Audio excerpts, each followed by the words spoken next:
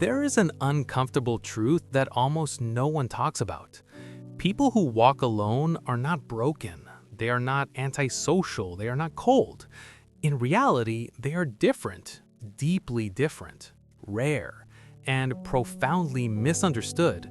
The more psychology advances, the clearer it becomes. People who have few or no friends don't live this way because they lack social skills. They live this way because their minds operate differently, with more awareness, more sensitivity, more depth, and far higher psychological standards than the average person even realizes. And if you have spent long periods of your life alone, there is a real explanation behind it, one that will probably make you see yourself in an entirely new way. It all begins with a powerful psychological trait: intolerance for inauthenticity. When you enter a room full of people, you sense immediately who is being genuine and who is wearing a mask. People who walk alone have a built-in emotional radar that detects hidden intentions. Have you ever felt that? That instant internal voice saying, "This person isn't as friendly as they appear," and without fully knowing why, you pull back. That happens because your brain cannot tolerate fake behavior. Surface-level conversations, rehearsed compliments, people who smile in your face and criticize you the moment you turn away. It's an instinct, almost like a heightened sensitivity that detects manipulation, lies, and social masks that most people are blind to. That's why in group settings, while everyone else seems comfortable, you notice the micro-expressions, the passive-aggressive tone, the subtle competition, the emotional inconsistency. While others laugh, you analyze. While others blend in, you observe from the outside. This is not coldness. This is awareness. You simply prefer being alone in your own company rather than sharing space with people who are not real. This isn't isolation, it's self-preservation. And when we talk about depth, everything becomes even clearer. Most people can survive on shallow conversations forever. How was your day? Did you see the weather?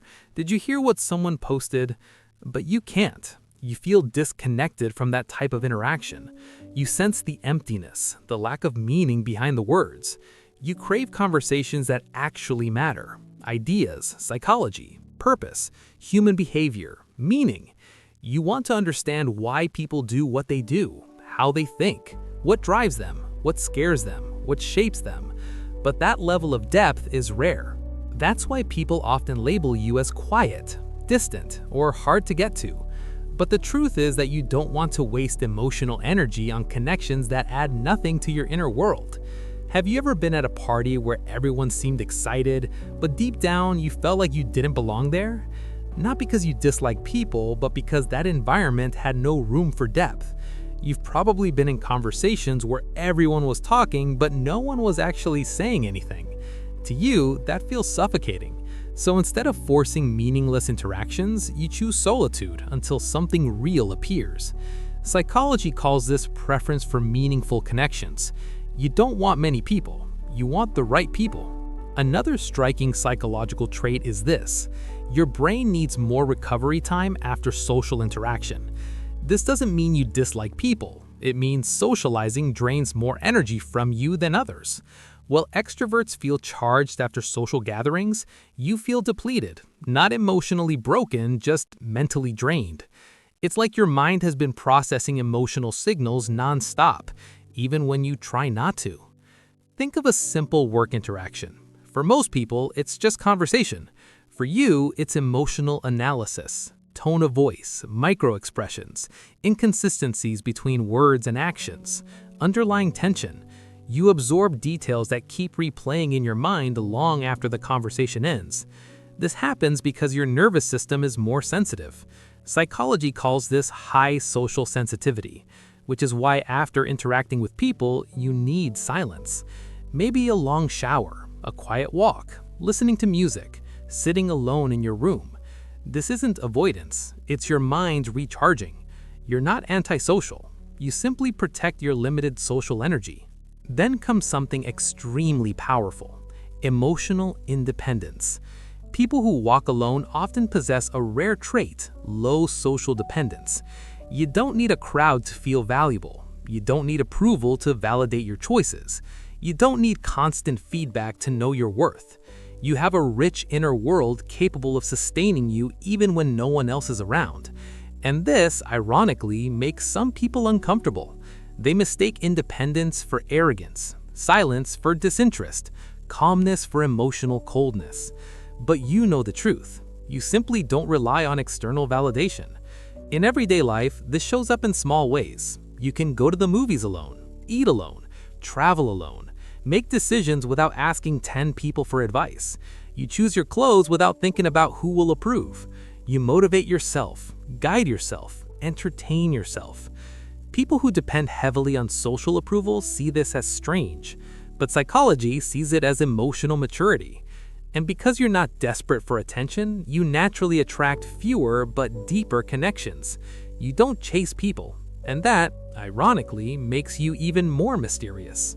Finally, we reach one of the deepest truths. Past experiences shaped your trust differently. Almost every person who walks alone carries a story, a moment when trust was broken, a betrayal, a friendship that ended badly, a relationship where you gave too much and received too little, a childhood where you learned to survive quietly, or simply being surrounded by people who never truly saw you. These experiences taught your brain to raise its guard, to observe longer, to trust slower, to evaluate more carefully. Psychology calls this a high trust threshold. In your daily life, this can be seen in simple behaviors.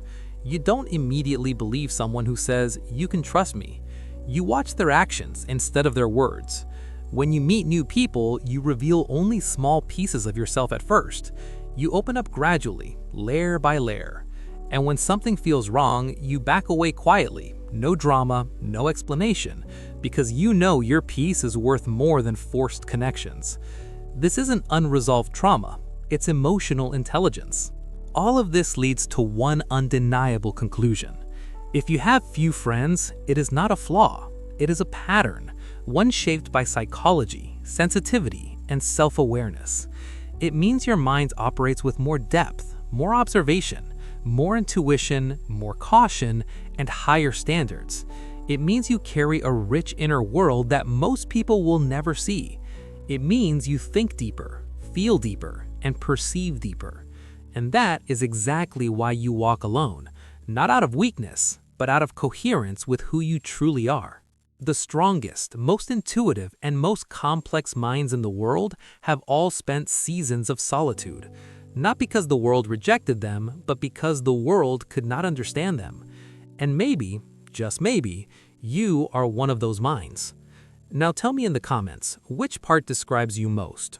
1, 2, 3, 4, or 5? I want to know which psychological truth resonates the strongest with your story. And if you want more psychology videos that explain your mind in ways school never taught you, stay here. The next video might reveal something you never realized about yourself.